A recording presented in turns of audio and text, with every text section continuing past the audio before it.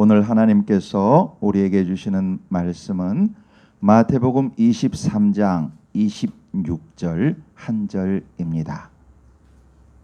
신약성경 40페이지에 있습니다. 26절 함께 봉독합니다. 시작. 눈먼 바리새인들이여, 너는 먼저 안을 깨끗이 하라. 그리하면 겉도 깨끗하리라. 아멘. 다 자리에 앉으시겠습니다. 할렐루야. 반갑습니다.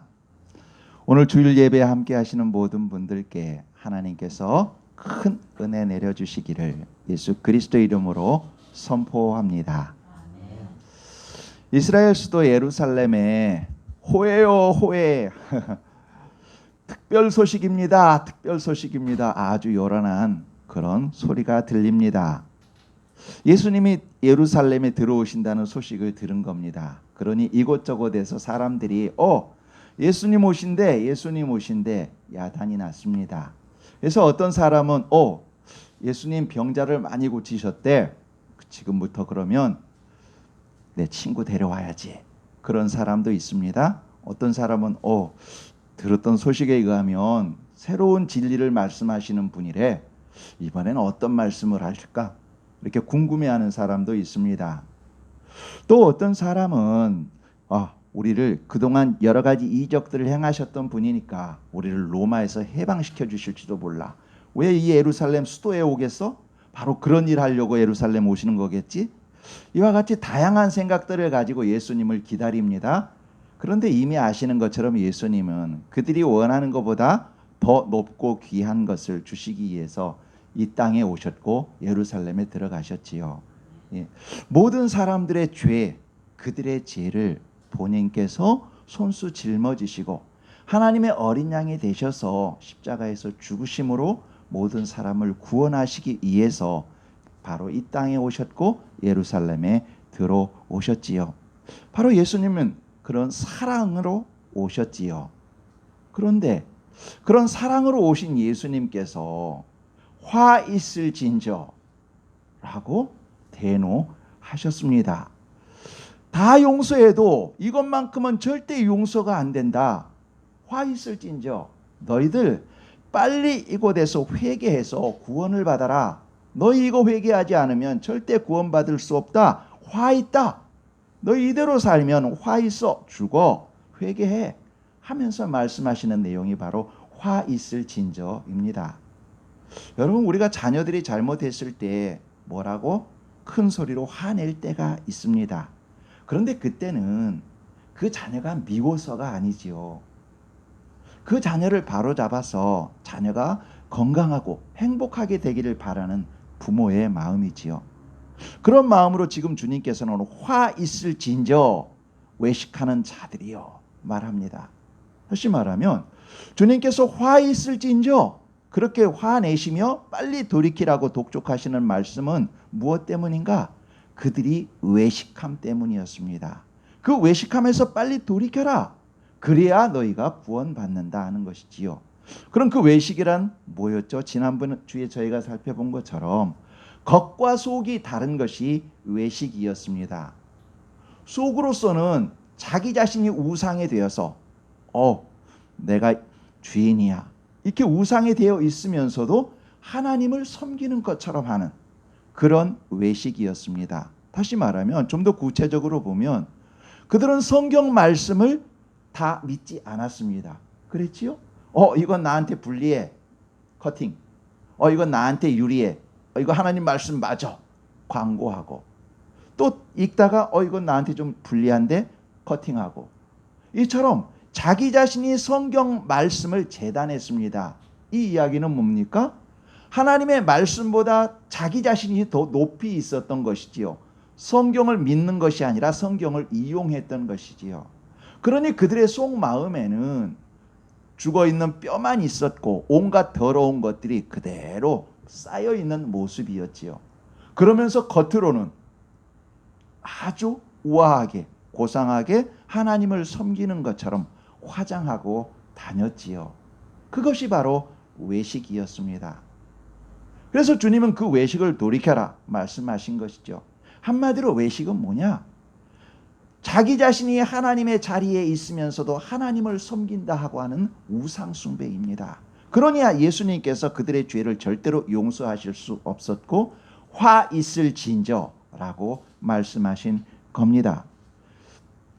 그들이 바로 회개하고 돌이켜 하나님께 구원받기를 바라는 마음에서 화 있을진저 노하셨지요. 그래서 주님은 그 돌이키는 방법으로서 구체적인 방법을 말씀해 주십니다. 그냥 막연하게 화 있을진저 말씀하신 것이 아니고 너희에게 화가 있는데 그것을 바로 돌이킬 수 있는 방법이 무엇인 줄 아니? 그것을 가르쳐 줄게 하며 구체적인 걸 말씀하시지요. 오늘 저희가 함께 읽었던 내용입니다. 너는 먼저 안을 깨끗이 하라. 그리하면 겉도 깨끗하리라 말씀하십니다. 겉으로 드러나는 것이 하나님과 사람 보기에 진실로 깨끗하고 아름다우려면 먼저 마음속부터 깨끗해야 한다. 먼저 안을 깨끗이 해라. 그래야 구원받는다 말씀하십니다. 여러분 모두 하나님 앞에 지금보다 더 깨끗한 모습으로 있고 싶으시지요? 저도 그렇습니다. 우리 모두의 바람이고 기도 제목이고 기도 내용이지요. 하나님과 사람 앞에 이전보다 더 깨끗하고 사랑 많은 사람으로 있고 싶습니다. 그러기 위해서는 우리가 먼저 우리의 속마음, 우리 안이 깨끗해져야 합니다. 우리 속 사람이 깨끗해지면 겉으로 드러나는 것은 당연히 깨끗하게 드러나기 때문입니다. 여러분, 얼굴이 속마음이 밝으면 얼굴빛이 자연스럽게 밝아지지 않습니까? 베드로는 많이 배우지 못했습니다. 그런데 예수님을 만나고 나서 예수님으로 충만하고 예수님께서 맡겨주신 사명을 감당하니까 비록 가진 것은 옛날보다 더 없었을지언정, 그렇지요? 옛날에는 어부했으니까 그래도 먹고 살았지만 지금은 배낭 하나 짊어지고 예수님 말씀 전하니 한편으로 자기 소유의 것으로 된 것은 더 없었을 것입니다. 그럼에도 불구하고 베드로의 얼굴은 빛이 났습니다. 자기가 나 못 배워. 옛날 같으면 나 많이 못 배웠어. 그러므로 많이 배운 사람 앞에 가면 주눅 들었었습니다. 얼굴빛이 어두워졌었지요. 그러나 예수님으로 충만하고 예수님께서 주신 사명으로 충만하자 자기보다 더 많은 학식이 있는 사람들 앞에, 바리새인 제사장들 앞에 가서 주 예수 그리스도를 믿어라 담대하게 말합니다. 얼굴빛이 빛납니다. 그의 모든 삶이 빛납니다. 그 안에 예수님으로 빛나니까 겉으로 드러나는 삶 또한 빛나고 힘이 있게 된 것이지요.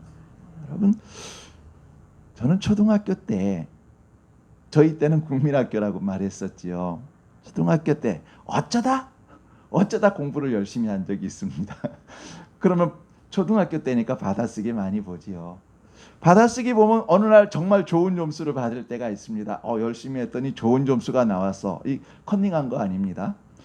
열심히 했더니 좋은 점수가 나왔어요. 그랬더니 집까지 한 10리길 되는 곳, 그곳을 얼마나 기쁜 마음으로 집으로 뛰어왔던지요. 논뚝길 가로지르면서 이거 갖다 드리면 엄마가 좋아할 거야. 엄마가 기뻐하는 모습 생각하면서 달려오는 그 얼굴은 정말로 가슴 벅차고 숨찼던 그 기억이 있습니다. 내 속에서 기쁨이 넘치면 겉으로 드러나는 것도 당연히 기쁜 것이지요. 여러분들도 다 그런 경험 있으시지요. 아마 정 집사님 그런 경험 있으실 거예요. 사랑하는 아내에 의해서, 사랑하는 최순덕 집사님 위해서 장미꽃 한 다발 팍 사들고 집에 걸어갈 때 그 기쁨, 이것을 받아든 아내가 얼마나 기뻐할까.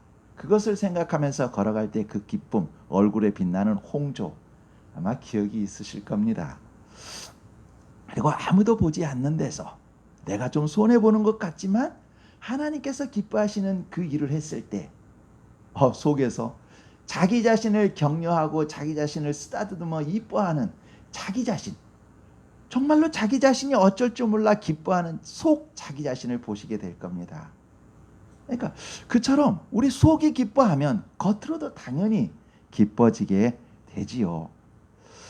그런데 여러분, 우리가 늘 항상 그렇게 깨끗하게 생활이 되지만은 또 않습니다. 그것이 우리의 현 주소지요. 지금부터 깨끗하지 않게 살겠어. 막 금식하면서 기도한 것도 아닌데 어느 순간 보면 아이고, 실수했구나, 잘못했구나, 이렇게 실수한 모습을 우리는 발견하게 됩니다. 부끄러워질 때가 있지요. 고쳐 말하면 우리가 깨끗해지고 싶다고 해서 우리의 힘으로 모든 순간에 깨끗해질 수 없다는 것입니다. 그것은 불가능합니다. 그렇지요? 여러분, 가을날 추풍낙엽일 때, 가을날 그 마당을 깨끗이 하겠다고 빗자루로 낙엽을 쓰는 사람과 똑같습니다. 앞에 쓸었습니다. 이쪽을 쓸었으면 저쪽에 쌓입니다. 앞에 쓸고 뒤돌아서면 벌써 낙엽은 이곳에 수북히 쌓여 있는 것이 우리의 삶이지요. 우리의 죄이지요. 그러므로 우리의 힘으로는 이 죄에 대해서 완전하고 깨끗하게 씻어낸다는 것은 불가능합니다. 어느 정도는 가능하겠지요, 바로 앞에는. 그러나 돌아서면 벌써 쌓여 있는 것인데요. 여러분, 아담과 하와, 그들은 하나님께 죄를 지은 후 맨 처음에 한 것이 무엇인지 아시지요? 무화과 나무 잎으로 엮어서 치마를 만들어 입었습니다. 그러나 그것으로는 그들의 죄를 감출 수 없었습니다. 없앨 수 없었습니다. 그들도 그것을 알았습니다. 그래서 그들이 하나님께서 찾아오셨을 때 그들은 나무 뒤로 숨습니다. 그리고 하나님께서 아담아, 너 어딨니? 나 너 보러 왔어. 그렇게 말하자 아담은 이렇게 말합니다. 제가 벗었으므로 두려워하여 숨었나이다. 보셔요, 여러분? 지금 이들은 방금 분명히 무화과 나무의 잎으로 옷을 만들어 입었습니다. 그런데 하나님 앞에 고백하기는 제가 벗었으므로 이렇게 고백하고 있습니다. 다시 말하면 그들도 그것으로는 하나님 앞에 죄를 감출 수 없다는 것을 알고 있었던 겁니다.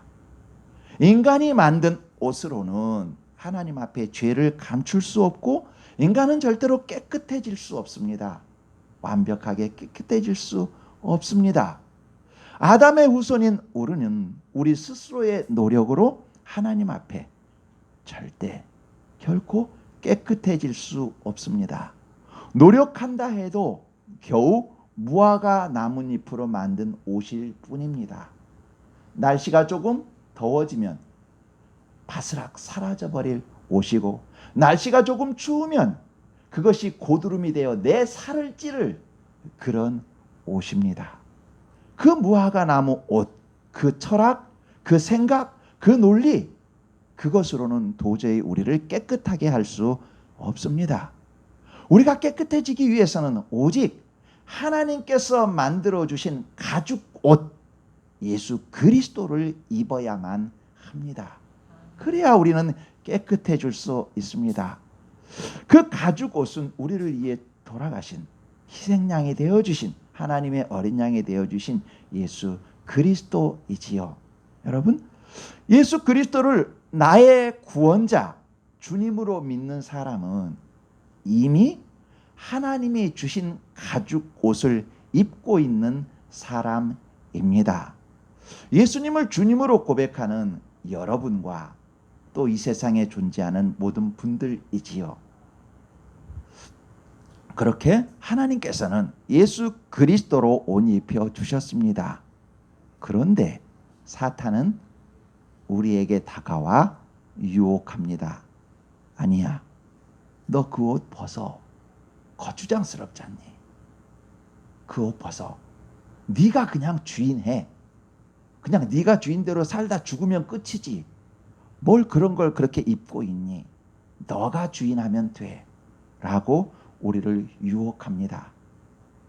죄에 대해서 신경 쓰지 않게끔 오히려 만듭니다. 누구나 죄 질 수 있지 뭐 어차피 우리는 다 완벽해 깨끗해질 수 없어. 그냥 죄 중에 살다 죄 중에 죽는 거야. 유혹합니다. 그렇게 하나님께서는 우리에게 잠언 4장 23절을 통해 이렇게 말씀하십니다.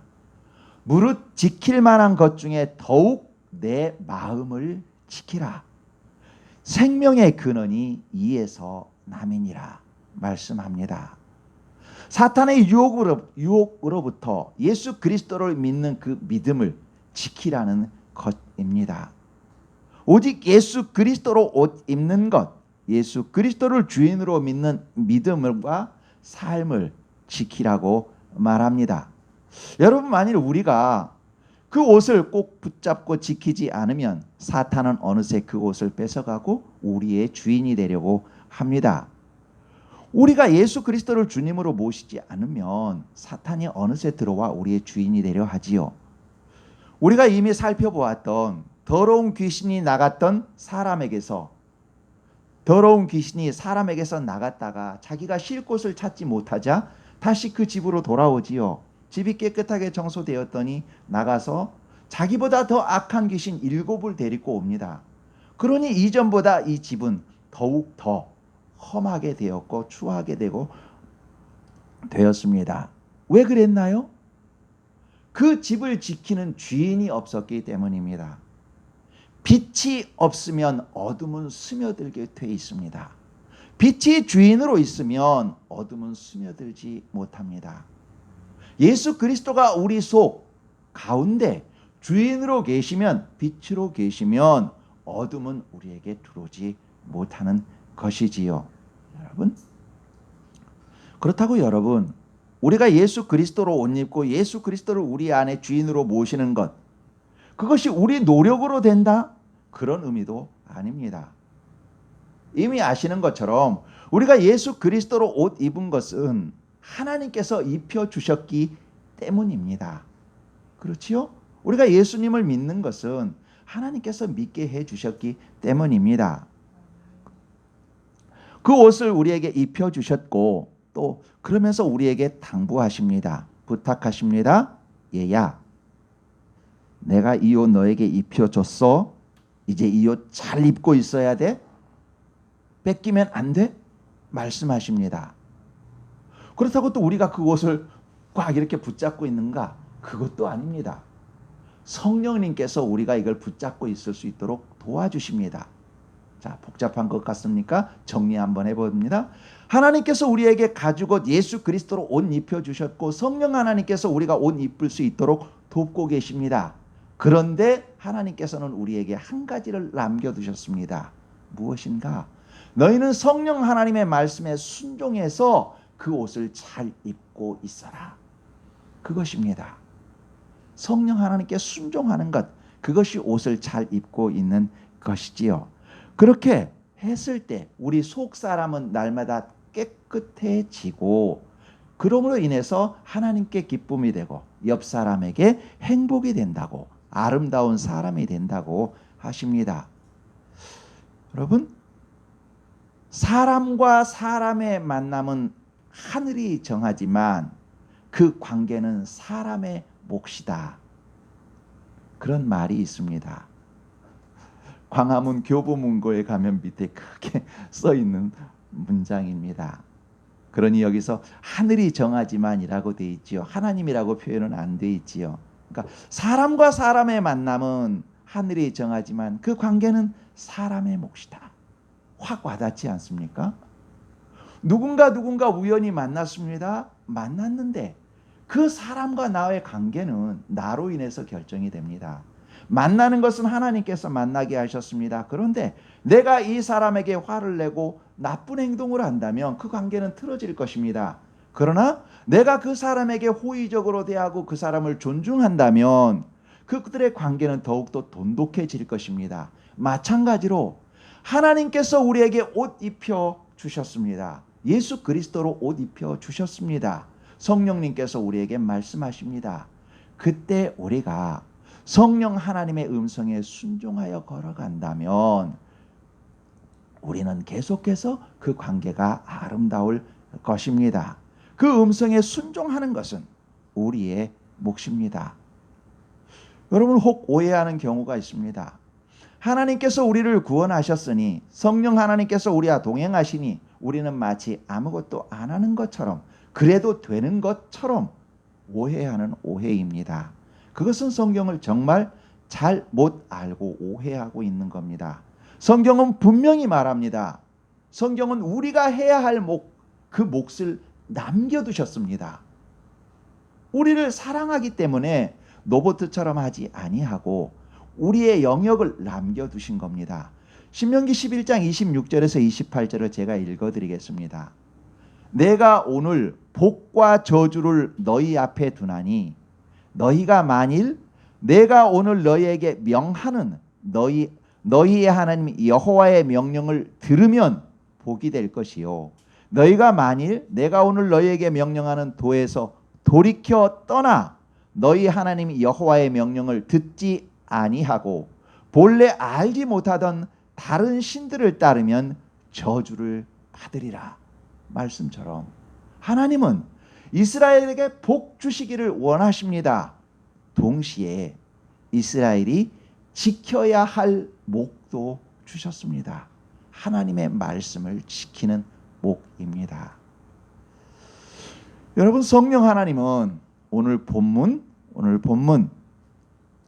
이와 같이 너희도 겉으로는 눈먼 바리새인들이여 너는 먼저 안을 깨끗이 하라 그리하면 겉도 깨끗하리라.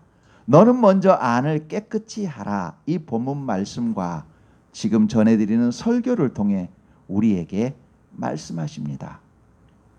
너는 먼저 안을 깨끗이 하라. 자, 그러면 지금까지 살펴본 것처럼 우리가 우리 안을 깨끗하게 하려면 빛 대신 예수님, 길이요 진리요 생명 대신 예수님이 우리 주인 되셔야 합니다. 그 주인이 우리 안에 계시면서 우리에게 대화하기를 원하십니다. 그 대화를 통해 우리를 날마다 깨끗하게 하기 원하시는 것이지요. 저번 날에 예수님 만나서 대화했는데 이렇게 말씀하실 수 없지요. 여러분 아침 식사하시고 나서 그 설거지 하지 않으시나요? 그렇지 않지요. 설거지를 해 놓으셔야 점심과 저녁을 깨끗하게 드실 수 있습니다. 아침에 드셨던 그 그릇을 가지고 저녁까지 드시거나 며칠을 계속 드시는 분은 없을 겁니다. 늘 설거지를 해야 깨끗한 음식을 드실 수 있습니다. 마찬가지로 우리 속을 주님과 계속 꾸준히 대화해야만 우리는 우리를 깨끗하게 할 수 있습니다. 빛 대신 주님이 오셔야 마귀가 우리 안에 들어오지 못하는 것처럼 주님과 대화해야 우리는 깨끗해집니다. 그래서 주님은 희범아 난 너를 깨끗이 하고 싶어. 난 너와 대화하고 싶어. 그러면서 크게 세 가지 내용을 가지고 우리를 초청하십니다. 여러분에게도 그렇게 초청하시는 것이지요. 그 세 가지 내용은 따로따로 분리되어 있지 않습니다. 독립되어 있는 듯 하면서 서로 하나입니다. 그리고 서로 도우며 서로 세워갑니다. 건강하게 합니다. 그 세 가지는 성경 읽기와 기도와 삶으로 하는 행함입니다. 이 세 가지를 통해서 주님은 우리가 날마다 더 깨끗해지기를 원하십니다.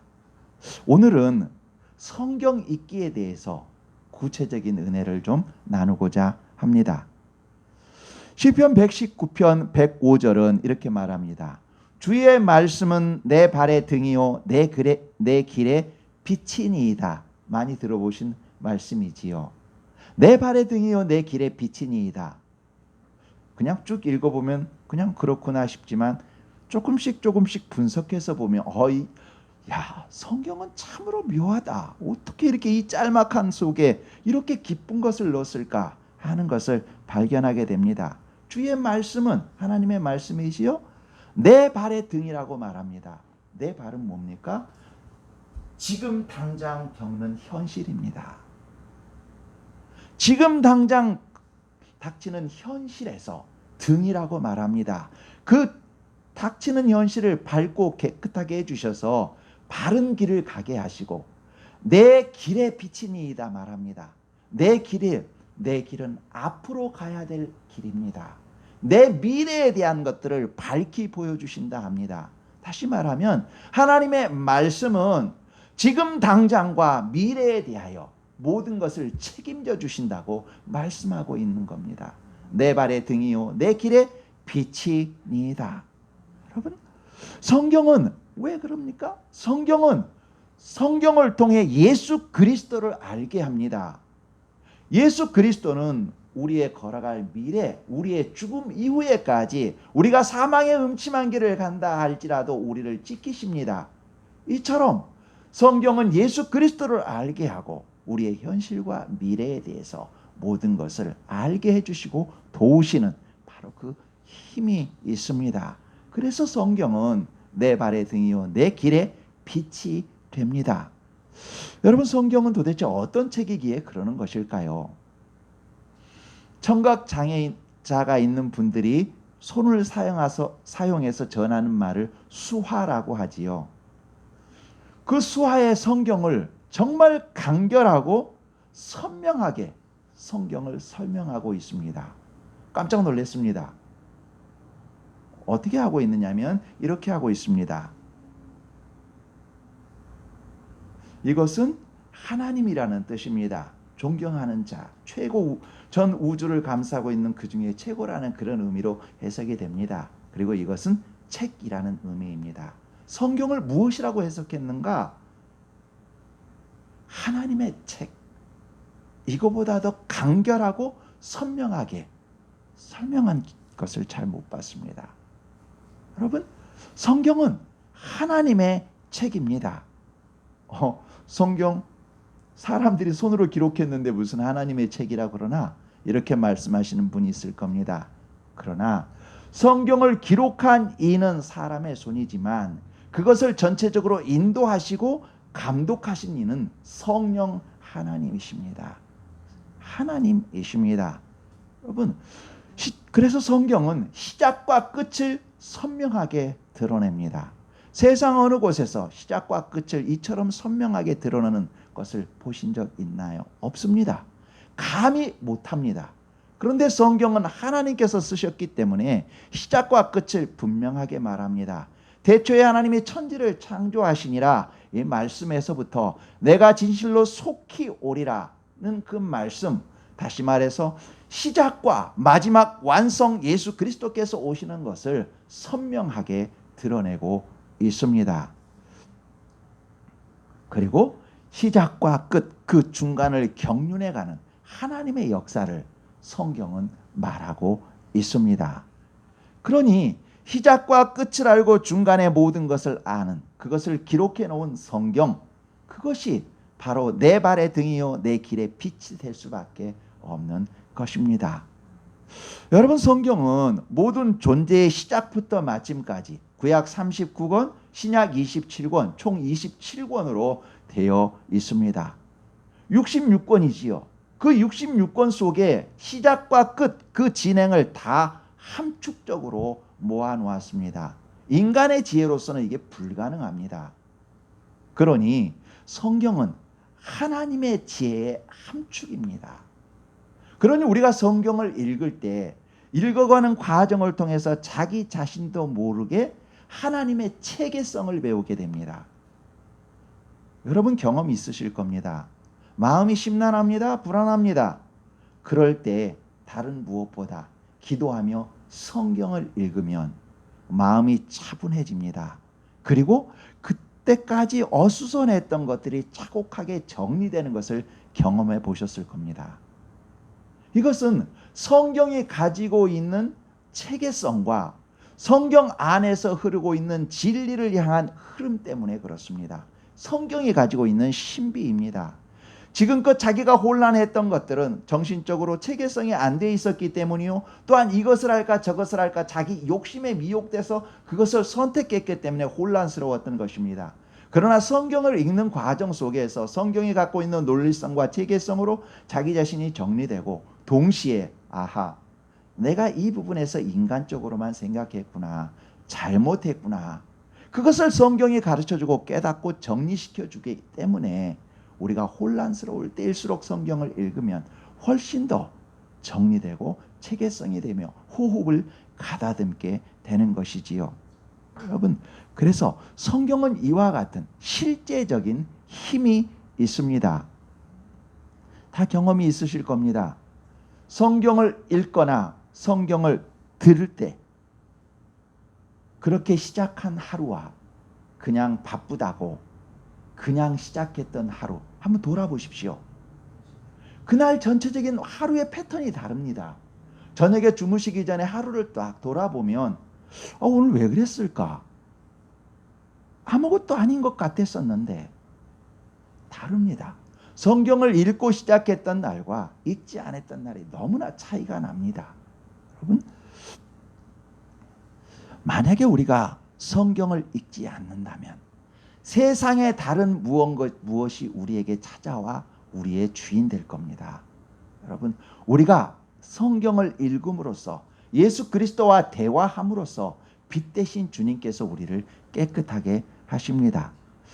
하나님은 성경 속에 우리에게 꼭 필요한 보화를 숨겨 두셨습니다. 그리고 그 보화를 캐내가기를 원하십니다. 하나님은 다 아시니까 제게 떠먹여 주세요. 그렇지 않습니다, 여러분. 예수님께서 오셔서 많은 사람들에게 있을 때 비유로 말씀하십니다. 비유를 들은 사람이 있었습니다. 듣고 그냥 간 사람이 있었습니다. 그런데 제자들은 주님께 와서 말합니다. 주님, 아까 말씀하신 게 무슨 뜻이에요? 물으면 그때 주님께서는 제자들에게 아주 자세하게 가르쳐 주십니다. 하나님께서는 이와 마찬가지로 우리가 성경을 읽음으로 하나님께 가서 하나님 이게 무슨 뜻이에요? 그렇게 묻기를 원하십니다. 그러면서 우리에게 감춰진 보화를 주시기 원합니다. 성경을 읽지 않으면서 하나님께서 주신 보화 제 입에 떠먹여 주세요라고 말한다면 그는 결코 그 보화를 맛볼 수 없습니다. 성경을 읽으며 주님과 대화하며 하나님께 여쭈었을 때 그래, 너 기다렸어. 내가 너 주려고 이거 준비하고 있었어. 그러면서 하나님께서는 우리에게 가르쳐 주십니다. 여러분, 이전에도 말씀드렸지만 하루에 4장씩만 읽으면, 성경 장수로 4장씩만 읽으면 1년이면 성경 한 권을 읽습니다. 모든 존재의 시작부터 끝까지를 다 보실 수 있습니다. 여러분, 요즘 어떠신가요? 내가 신앙 경륜이 얼마나 됐는데, 몇 년이 됐는데 성경을 몇 번이나 읽으셨나요? 하루에 4장? 넉넉 잡고 30분이면 여러분 커피 마시는 여유 부리면서도 다 읽으실 수 있습니다. 하루에 40분 성경과 대화하지 못하며 예수님과 대화하지 못하며 내 안을 깨끗하게 하겠다. 그러면서 다른 것은 집어넣는다. 여러분, 그것은 바리새인과 사두개인과 똑같은 모습입니다. 주님과 대화하지 않으면서 나는 하나님을 섬기고 있다라고 말한 것, 사두개인 외식하는 것과 다를 바 없습니다. 여러분, 다시 한번 꼭 말씀드립니다. 하나님께서 명령하십니다. 여러분, 하루에 4장 반드시 성경을 통해서 예수님과 대화하십시오. 대화했을 때 우리의 영이 새로워집니다. 그 30분 하루에 4장 안 읽는다고 해서 여러분에게 벼락부자 되는 거 아닙니다. 오히려 더 배가 망신할 수밖에 없는 것이지요. 꼭 읽으십시오. 성경 읽는 방법에는 크게 2가지가 있습니다. 통독과 정독입니다. 통독은 쭉 소설책 읽듯이 이야기를 읽듯이 쭉 읽어가는 겁니다. 읽다 보면 때로는 이해가 안 되는 부분이 있습니다.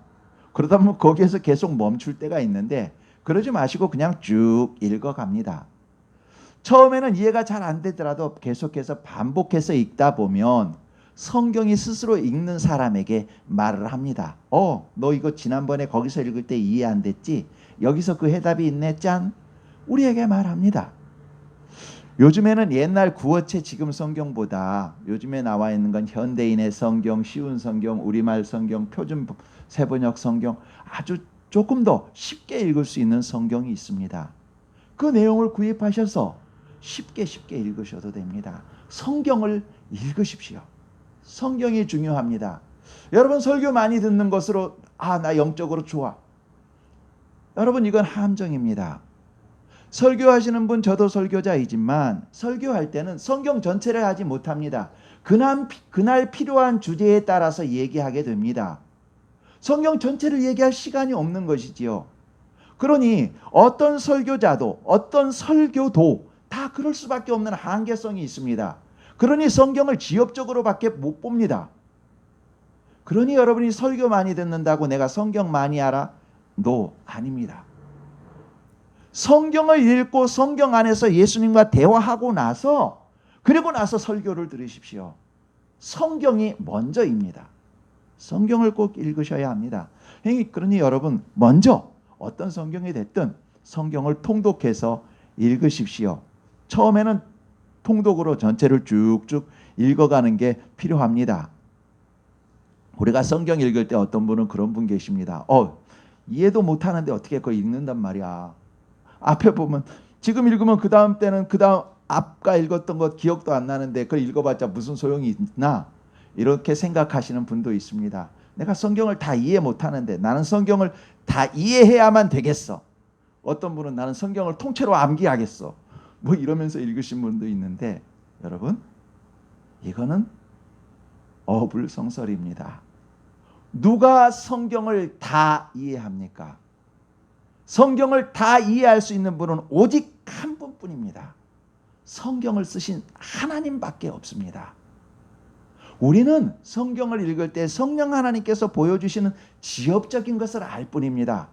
그러니 이해가 잘 되지 않더라도 성령 하나님, 오늘 제가 이 성경을 읽습니다. 성령 하나님께서 저의 눈을 열어주셔서 이 말씀을 알게 하소서 기도하면서 쭉 읽습니다.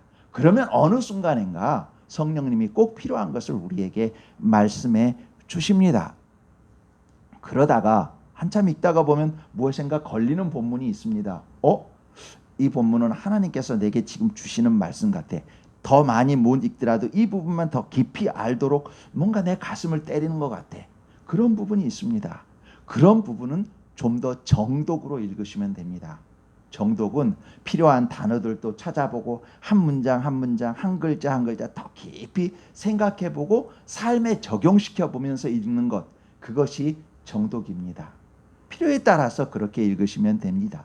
그래서 통독과 정독, 그것을 그렇게 해가는 과정을 통해 하나님은 우리를 더 큰 은혜의 강과 바다로 인도해 가십니다. 여러분 정독은 방금 말씀드린 처럼 깊이 묵상하면서 읽는 것이라고 했습니다. 자, 여러분 정독하는 방법에 대해서 잠깐 소개해 드리겠습니다. 일례로 여러분 예수님께서 산상수훈하신 거 기억나시지요? 산 위에 올라가서 앉으셨을 때 무리들과 제자들이 나와서 예수님의 말씀을 듣는 본문이 있단 말이지요. 그러면 그 얘기를 그냥 쭉 읽는 게 아니고 통독일 때는 쭉 읽습니다. 그런데 정독이라면 이 부분을 깊이 알고 싶어. 그러면 그 본문 속으로 들어가는 겁니다. 다시 말하면 예수님이 산 위에 앉으셨네. 그리고 제자들, 무리들 있네. 그것을 영화의 한 장면으로 생각하는 겁니다. 그리고 자신이 그 속에 들어가는 겁니다. 자, 배우가 되는 겁니다. 그 속에 들어갑니다. 자기 자신이 어디에 앉아 있는지 한번 보셔요. 내가 예수님 바로 앞에 있는 제자인지, 아니면 사람들이 우르르 몰려가니까 같이 따라온 한 군중 속의 한 명인지, 아니면 막연히 예수님이 기적을 행하시니까 기적을 구경하러 온 구경꾼인지, 그도저도 아니면 오징어나 땅콩 하면서 많은 사람들 사이에서 장사하는 장사꾼인지, 자기가 어디 있는지 한번 보십시오. 그 화면 속으로, 그 장면 속으로 들어가 보는 겁니다. 그것도 아니면 자기가 바리새인이나 사두개인처럼 예수님을 흠잡으려고 엿보고 있는 사람인지, 그렇게 돼 보는 겁니다. 그 장면 속으로 들어가 보는 거지요. 이때 우리는 모든 사람이 될 수가 있습니다. 제자일 수도 있습니다. 군중일 수도 있습니다. 기적을 바라는 사람일 수도 있고 장사꾼일 수도 있습니다. 바리새인 서기관일 수도 있습니다. 혹은 남자가 여자가 될 수가 있고 여자가 남자가 될 수도 있습니다. 혹은 자기 자신이 예수님이 되어 밑에 있는 군중들을 보며 그들의 아픈 마음을 헤아려 볼 수도 있습니다. 혹은 산 위의 바위가 되어 예수님의 앉으시는 바위가 될 수도 있고, 혹은 예수님을 따라온 무리들, 그들이 편히 쉴 수 있는 푸른 초장의 잔디가 되어줄 수도 있습니다. 무엇이든지 다 될 수가 있습니다. 여러분이 그 본문을 읽으실 때 그 본문 속으로 들어간다면 여러분은 어떤 모습일까요? 혹은 어디에 계실까요? 전혀 달라지지요. 이전에는 그냥 이야기로만 쭉 읽고 그랬구나 라고 되는데, 내가 그 영화의 한 장면 속으로 쏙 들어가게 되면 그 사건은 내 사건이 되고 다양한 각도에서 생각해 보게 됩니다. 하나 예를 더 들어볼까요? 여러분, 가늠하다 현장에서 잡힌 여인 이야기 아시지요? 가늠하다 현장에서 잡혔는데 사람들이 그를 끌고 옵니다. 끌고 올 때 그 여인의 마음은 어땠을까요? 이제 나 죽는구나. 자기의 죄가 드러났기에 부끄러웠고 이제는 죽음이라는 두려움, 그 두려움이 정말 두려웠을 겁니다.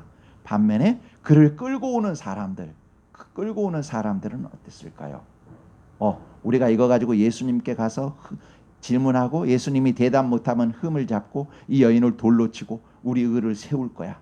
이런 마음이 있었을 겁니다. 여하튼 그들이 그 본문 보셔요. 예수 현장에서 잡혀왔는데 그 여인이 잡혀왔고 사람들이 빙 둘러서서 묻습니다.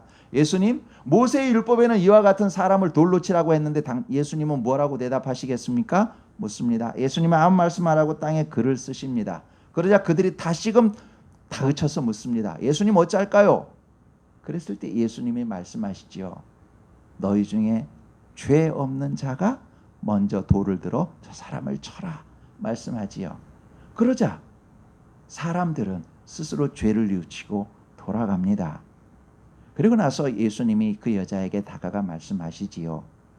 딸아, 나도 너를 정죄하지 않으니 다시는 죄를 범하지 말라 말씀하십니다. 여러분, 이 이야기 그냥 우리가 쭉 이야기로 읽으면 그냥 이야기입니다. 근데 우리가 정독으로 다시 한번 그 본문 속으로 그 화면 속으로 들어가 봤을 때 여러분 누가 되셨나요? 혹시 여러분은 내가 옳아, 내가 지키는 것이 옳아, 저 사람 잘못됐어 라고 돌을 들고 여인에게 돌을 치려고 하는 바리새인과 사두개인과 같은, 군중과 같은 그런 모습으로 혹시 있을 때는 없나요? 아니면 우리가 그 본문 속으로 다시 들어가면 그 여인이 될 수 있습니다. 우리 모습, 다른 사람에게 말하지 않았지만 입술로 고백하지 않았지만 혼자만 알고 있는 죄가 있습니다. 그런데 하나님 앞에 그것이 들통이 났습니다. 이미 아시지요. 그래서 이제 돌에 맞아 죽을 수밖에 없는 상황입니다. 그런데 예수님이 아버지, 제가 저 사람 위해서 죽었잖아요. 용서해 주셔야지요. 라고 예수님이 나를 위해서 변명해 주고 계십니다. 내가 그렇게 죄 용서를 받았습니다. 그 사람이 우리입니다. 그러면 여러분, 이 본문은 너무나 다릅니다. 이 본문을 읽으면서 우리는 어느 누구도 정죄하지 못합니다. 어느 누구에도 돌팔매질 못합니다. 내가 그렇게 용서받았기에 내 죄가 크게 보이고 예수님의 사랑이 그렇게 크게 보이고, 저도 실수하고 싶어서 했겠나, 안 하려고 했는데 실수했지, 품어 안고 그를 위해 기도하게 됩니다. 여러분, 이것이 정독입니다. 우리가 성경을 그렇게 깊이 읽을 때 성령님께서는, 예수님께서는 성경을 통해서 우리를 그렇게 깨끗하게 정화시켜 주십니다. 여러분, 예수님께서는 우리가 깨끗해지기 위해서 오라 하십니다. 나와 대화하자. 너는 성경을 읽어라. 너는 기도해라. 그리고 내가 가르친 대로 행해라. 말씀하십니다. 그것을 통해서 내가 너를 깨끗하게, 더 깨끗하게 해줄게. 말씀하십니다. 여러분, 성경 읽는 것은 우리의 몫입니다. 우리에게 주어진 사명입니다. 그런데 여러분, 성경 읽으실 때 꼭 기억해야 될 내용이 있습니다. 성경 읽을 때 하나님의 마음은, 하나님의 뜻은 무엇일까를 생각하면서 읽어야 합니다. 한 율법 교사가 예수님을 시험하여 이렇게 말합니다. 선생님, 내가 무엇을 해야 영생을 얻으리이까? 묻지요. 그러자 주님께서는 만고불변의 진리를 말씀하십니다. 율법에 무엇이라 기록되었으며 내가 어떻게 읽느냐? 묻습니다. 이 말을 조금 길게 쉽게 풀어본다면 이렇습니다. 율법에 기록된 내용을 너는 어떻게 읽느냐? 즉 하나님의 마음을 어떻게 헤아리며 하나님의 기준으로 읽느냐? 입니다. 좀 어려웠나요? 다시 한번 말씀드릴게요. 율법에 무엇이라 기록되었으면 내가 어떻게 읽느냐? 이것은 율법에는 이렇게 기록되어 있는데 너는 그것을 읽을 때 하나님의 마음으로 읽느냐? 아니면 네가 좋아하는 대로 각색해서 읽느냐? 이렇게 말씀하고 계신 겁니다. 내가 어떻게 읽느냐? 바리새인들에게 말하신 겁니다. 성경은, 바리새인들은, 그들은 성경이 있었음에도 불구하고 읽을 때는 자기 좋은 대로 읽지 않았습니까? 그래서 주님께서는 말씀하시는 겁니다.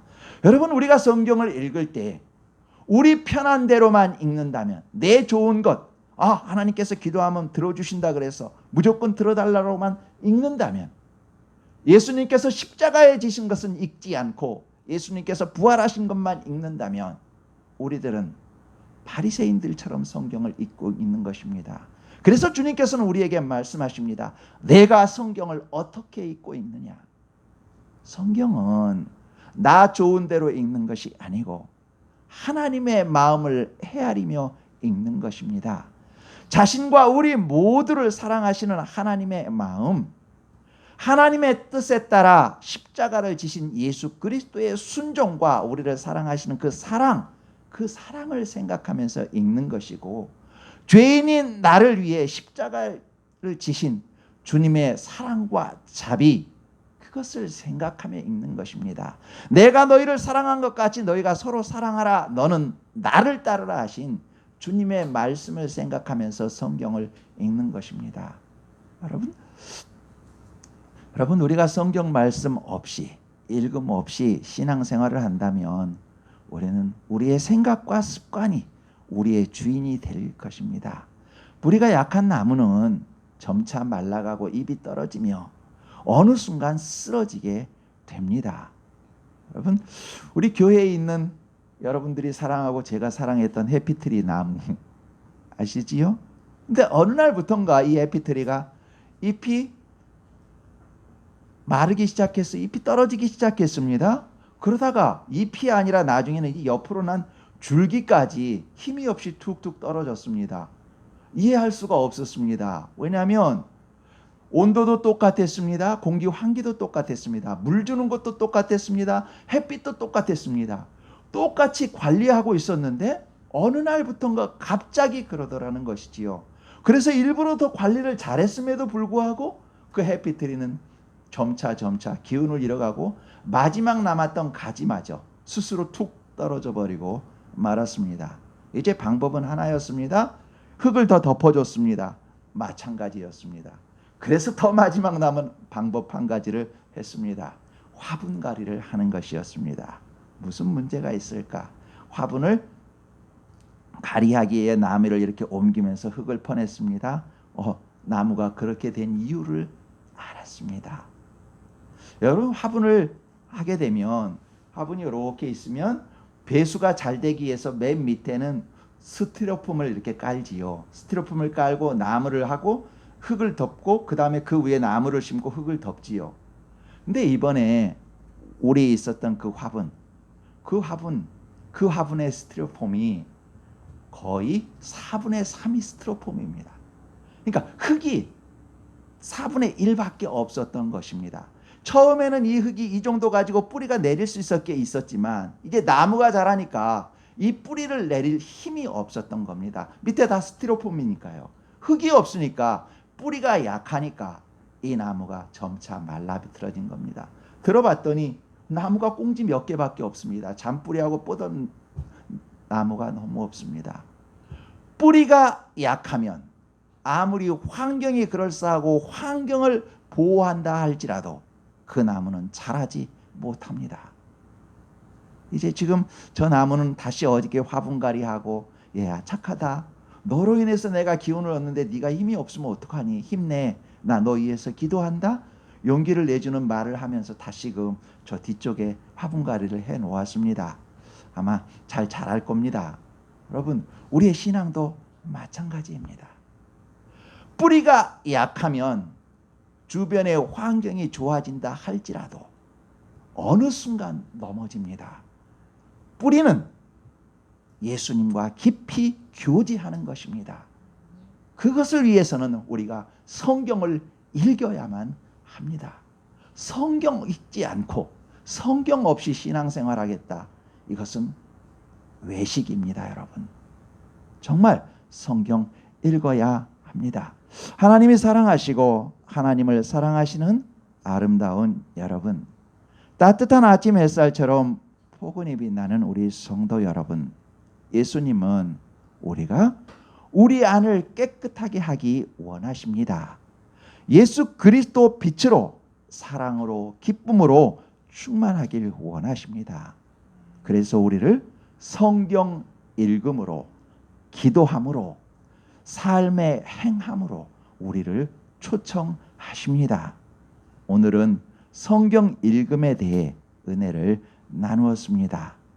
날마다 성경을 꾸준히 읽으셔서 하나님이 기뻐하시는 보화를 충분히 맛보고 누리시고 전하시기를 예수님 이름으로 축원합니다. 기도하겠습니다. 하나님 아버지, 저희가 만든 무화과 나뭇잎, 바람 불면 찢겨지고 더운 날씨엔 바스러지고 추운 날씨엔 고스름되는 무화과 나뭇잎으로는 저희 속사람을 깨끗하게 할 수 없사옵고 속사람이 깨끗하지 못하오니 하는 모든 일이 죄일 수밖에 없습니다. 그러나 하나님께서 생명의 가죽 예수 그리스도를 저희에게 입혀주시고 저희 죄를 사해 주시니 고맙습니다. 죄를 깨끗하게 하시오니 고맙습니다. 하나님께서 죽으시고 하나님께서 저희에게 입혀주신 예수 그리스도, 우리의 주인 되신 예수님과 더욱 깊이 하나 되며 동행하기 위해 날마다 성경 말씀을 읽고 묵상하며 하나님의 소리를 듣게 하시고 순간마다 기도함으로 주님이 저희와 동행하고 도우심을 경험하게 하옵소서. 하나님이 기뻐하시는 선한 삶의 호흡으로 더욱 견고하고 깨끗한 속사람과 신앙 생활이 되게 하옵소서.